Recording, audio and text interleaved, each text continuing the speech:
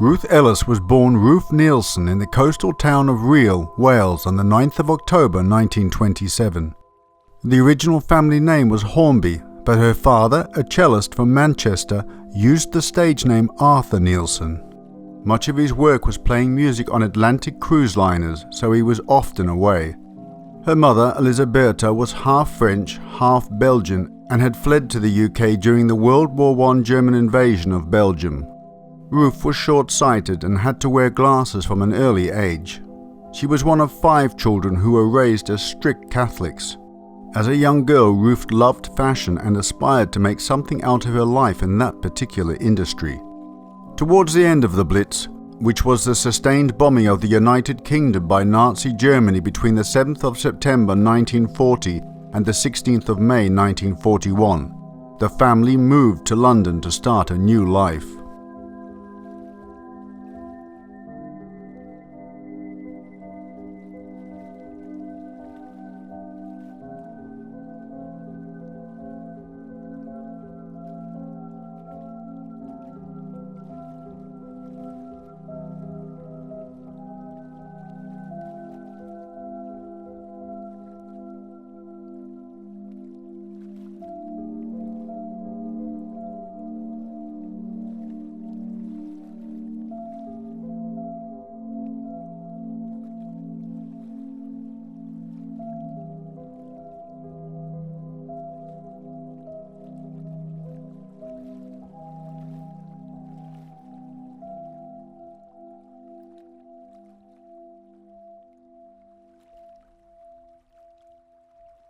Ruth was now 14 years old and had left school to begin working as a waitress. By 16 she was starting to make the most of her looks, dyeing her dark hair blonde, and was determined to live life to the fullest. At age 17 she had a brief affair with a French-Canadian soldier named Claire, who was a married man. She fell pregnant soon after Christmas 1944 and gave birth on the 15th of September 1945 to a son, Claire Andrea, whom everyone called Andy. Claire continued to pay maintenance and visit Ruth and her son, who were living with her parents until, abruptly, he returned to his family in Canada, sending her a bunch of red roses and a brief letter informing her of his departure. Ruth was understandably distraught and felt totally abandoned. Her faith in men had been badly shaken. She would never set eyes on Claire again.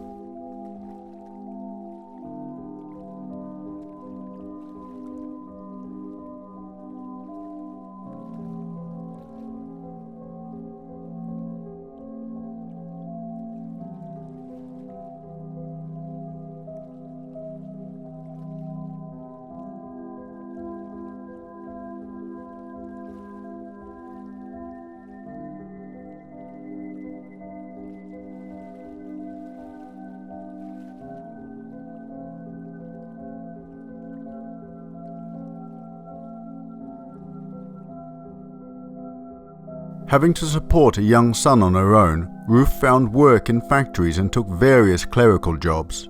These were not very well paid, so she decided to try her hand at something more lucrative. She began some modeling work and then became a nightclub hostess, finally earning a decent wage. Things were looking up, at least financially. At the age of 23, she married George Johnson Ellis on the 8th of November 1950. Her husband, a 41-year-old divorcee with 2 sons, was a dentist and had been one of her nightclub customers. Sadly, it transpired that George was an alcoholic and prone to domestic violence when drunk. Ruth became convinced he was having an affair, her behavior towards him becoming possessive and jealous. The marriage quickly began to show signs of strain, and when her second child, Georgina, was born in 1951, George refused to acknowledge the child as his own. Ruth found this situation intolerable and the couple separated.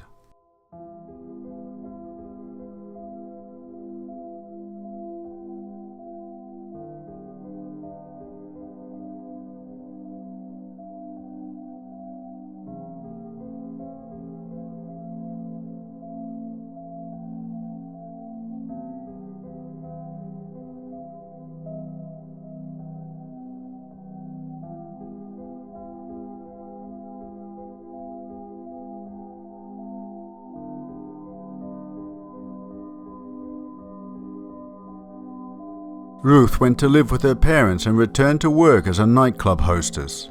She worked hard and in 1953 became the manager of a nightclub where she met David Blakely. He was a man with public school manners and expensive tastes. He also aspired to be a racing driver, and along with his passion for fast cars, he had an equal passion for hard drinking. At the time of their meeting, Blakely was engaged to another woman, but soon moved in with Ruth, who lived in an apartment above the nightclub. He was smitten and began proposing marriage. Ruth was flattered and secretly overjoyed, but she initially resisted his advances, as she was still legally married to George Ellis, but eventually she caved in and returned his affections.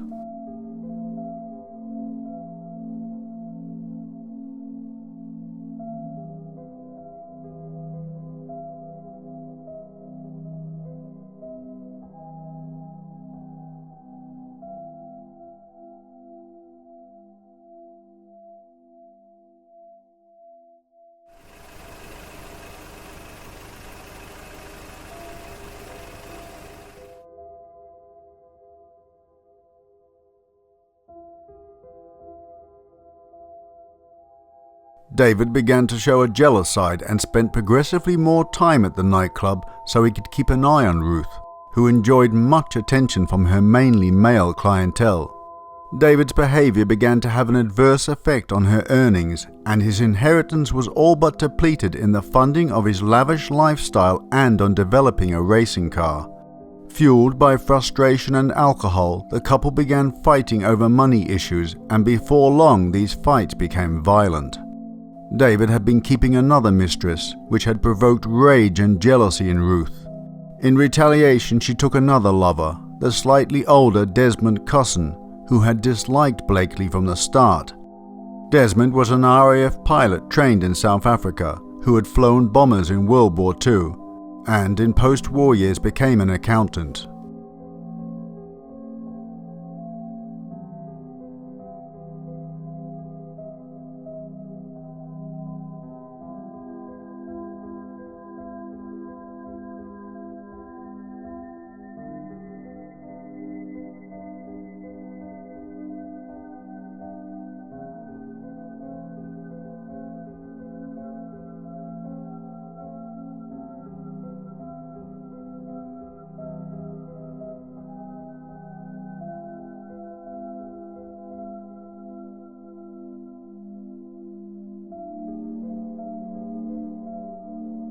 The situation was spinning out of control, and on the evening of Easter Sunday, the 10th of April 1955, Ruth went to find David at the Magdala Public House in Hampstead, London. She waited outside whilst David and his friend Clive Gunnell finished their drinks and left the pub. As they were getting into David's car, Ruth called out his name, and as he turned in her direction, she fired 4 rounds into his body. The 5th bullet, missing its mark, ricocheted off the pavement, hitting the hand of Gladys Kensington Ewell, who was on her way into the pub with her banker husband. Ruth was not hysterical and appeared to comprehend what she was doing. She also made no attempt to flee the scene. Instead, she calmly turned to Gunnell and told him to call the police.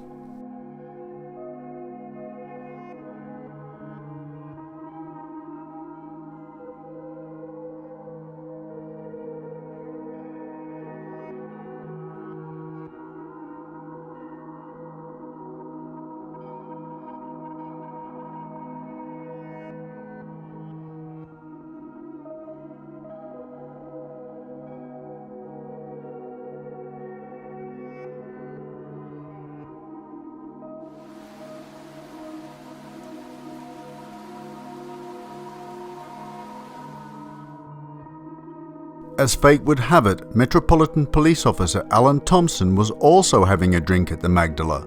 He found Ruth still holding the gun and cautioned her. A few minutes later, officers from the Hampstead police station arrived. They arrested her and took her into custody.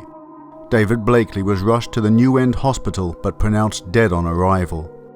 At 11 p.m. on the 10th of April 1955, witnessed by 3 senior CID officers, Ruth made a statement admitting to shooting David Blakely. The officers present were Superintendent Leonard Crawford, Detective Chief Inspector Leslie Davies and Detective Inspector Peter Gill. At 12:30 p.m. on the 11th of April 1955, Ruth Ellis was charged with murder. She appeared briefly at Hampstead Magistrates Court the very next day, before being taken to the all-female Holloway Prison in Islington. Known as Prisoner 9656, she had time to contemplate what had happened that fateful evening, and to await her sentence of death by hanging, which would be less than a month away.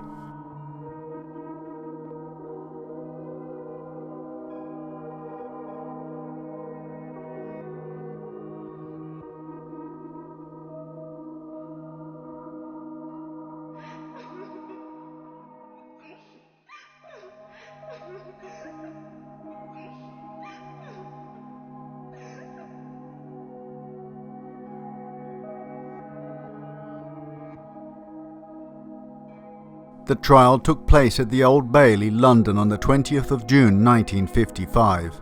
The only question put to Ruth on the stand by Christmas Humphreys for the prosecution was, "When you fired the gun, did you mean to kill?" Her reply was simply, "It is obvious that when I shot him, I intended to kill him." The jury took a mere 14 minutes to reach the conclusion of guilty as charged for the murder of David Blakely. Ruth was returned to Holloway Prison to await her execution.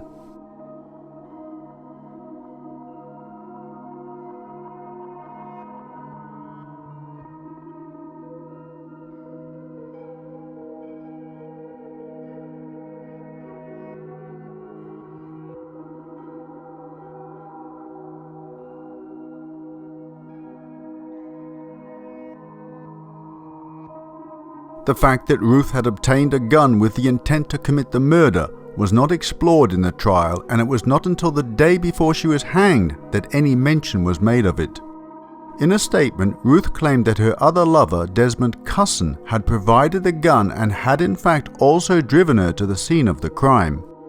In a strange twist, the authorities chose to ignore this statement and never followed it up.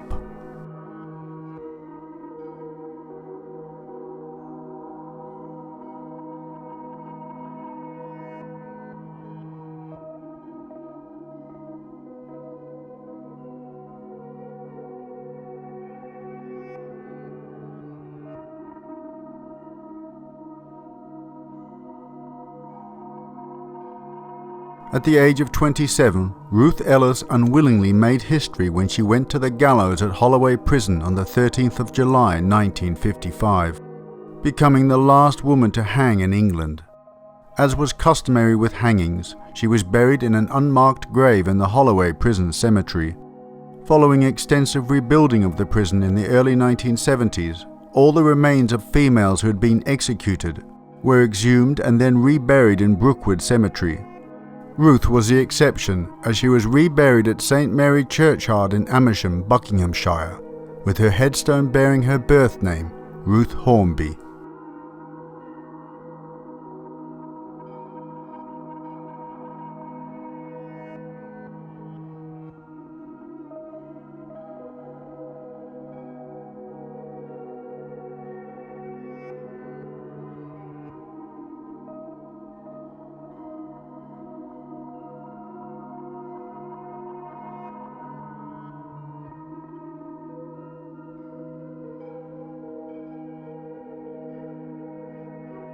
The hanging of Ruth Ellis provoked much controversy, and on the day of her execution, the Daily Mirror newspaper ran a story attacking her sentence, written by columnist Cassandra, that later became famous. The general public also felt the need for their opinions to be heard, and 50,000 people signed a petition to the Home Office asking for clemency.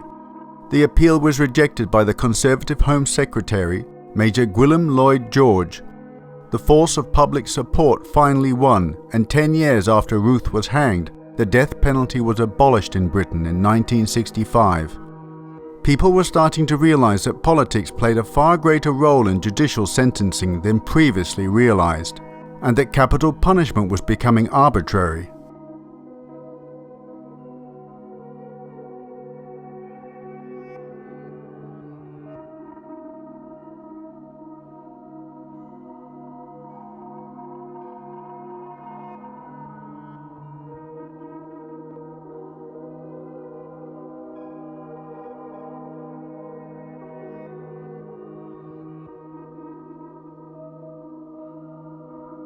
Public opinion suggests that there were various factors working against Ruth in her sentencing, including her appearance and lifestyle, the fact that she wounded a passerby, and last but not least, her apparent lack of remorse.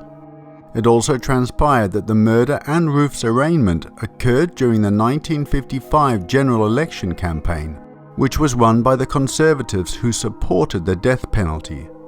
The new Home Secretary could not be seen to be influenced by the public furor and media debate in granting Ruth a reprieve.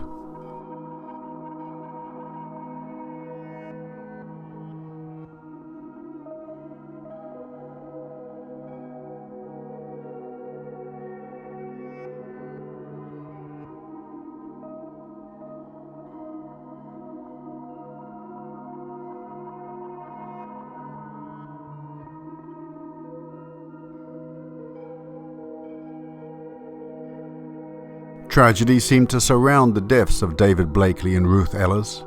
A few weeks after her execution, Ruth's younger sister died suddenly at the age of 18, supposedly of a broken heart. Ruth's wayward husband George had been a heavy drinker and after sinking into the depths of alcoholism, committed suicide by hanging in 1958. Ruth's son Andrea was deeply psychologically affected by what had happened to his mother, and in 1982 found himself living in a squalid bedsit when he made the decision to end his own life and finally end the echoes of despair which had reverberated long after those 5 bullets had left the chamber of his mother's revolver.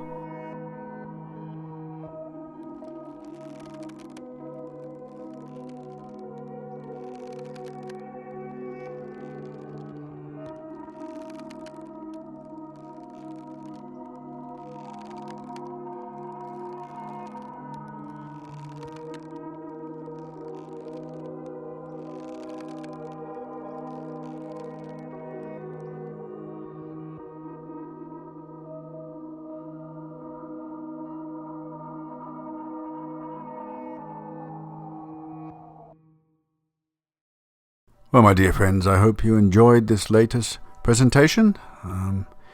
This case was from my parents' era, and I do remember them talking about it quite often. The name Ruth Ellis always stayed in my mind as a youngster, and I thought I would cover the case. What do you think about Ruth? I think in somewhere like France, she definitely would not have been executed. It would be classed as a crime of passion. But in Ruth's case, passion seemed to be missing at the actual time of murder. It seemed quite cold and calculated, didn't it? It wasn't like she caught him in a bar suddenly with another woman and flew into a rage and shot him out of pure insane jealousy. No, she seems to have planned this, or planned it with some other person, perhaps her boyfriend, the Desmond Cusson, and it was premeditated, obviously.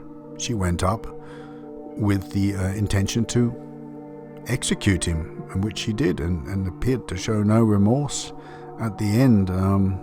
So in many ways, she dug her own grave, really, at a time when executions were still happening in England. So there's those circumstances, her lifestyle, and she was obviously a very stoic woman. Apparently she went to her execution very calmly. They were amazed. She didn't show any emotions, no fear whatsoever, and judging by the statement she said at the time of her trial, she intended to kill him, and that was it. Maybe she had just come to some bizarre decision in her life that was it. She'd had enough, and it's a shame that she couldn't just have left David Blakely and moved on with her life, but maybe she saw that was the only guy that she wanted and realized that it was just a dream, that he was not going to be the man in her life that she had envisaged. Very tragic, really. Very tragic. But there you go. She did the crime, and she didn't do the time, but she did pay the penalty, most certainly. Anyway, I'd love to know your thoughts on the case and your thoughts about Ruth and the execution. And I'll leave it at that anyway. But I'd like to mention what I've got happening this month, what I hopefully have happening.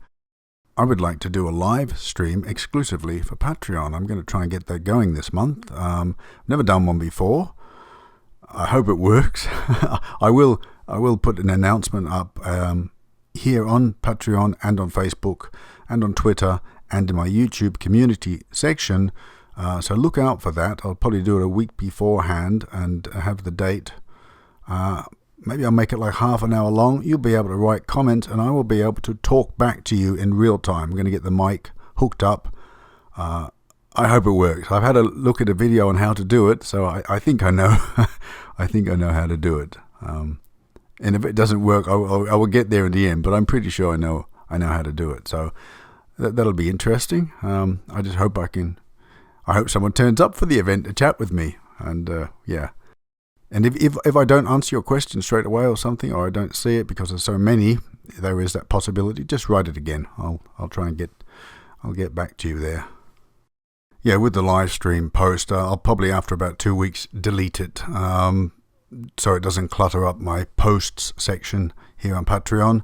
And if it's popular enough, then I might repeat it again sometime in the future. See how it goes. And yeah, another issue that I wanted to bring up, Niffy suggested I should mention this. Some people, if you're signing in on a desktop computer, a PC, you might have noticed that Patreon in the last months has new security measures, and you have to do the capture thing. That's the thing where you have a series of images, those cubed images, and you have to pick out things like bridges or traffic lights or cars or things like that. And some people have notified me they're having a bit of difficulty. I have to go through it too. I have an app on the phone. If you have the app on the phone, it's no problem. You can remain logged in. You don't have that hassle. But if you're signing in each time, and if your browser history deletes itself automatically, you're going to have to do this every time. I have to do it every time. It is a bit of an annoyance, but I'm grateful for the security measures that Patreon is implementing to keep us safe from hackers. So do persevere. Sometimes the login verifications, what happens is once you've done these capture things, if you're getting that, you may not get it. You have to get an email login verification. So you have to sign into your email. Sometimes it doesn't come through straight away. Sometimes I've had to do it 3 or 4 times, but it does eventually come. It's a pain in the butt, I know. But if any of you have any problems with that, contact me on Facebook or Twitter. Or on YouTube, and I will do my best to help you out. Of course, I'm always here. I've helped out quite a few people on Facebook with any problems they have with Patreon. I'm always on hand to help you. So I just wanted you to know that. And I'm going to finish this video off tomorrow. If I can think of anything else to say, I will. If I don't think of anything else, then I will say goodbye now. And see you soon, my friends. Take care. Bye-bye.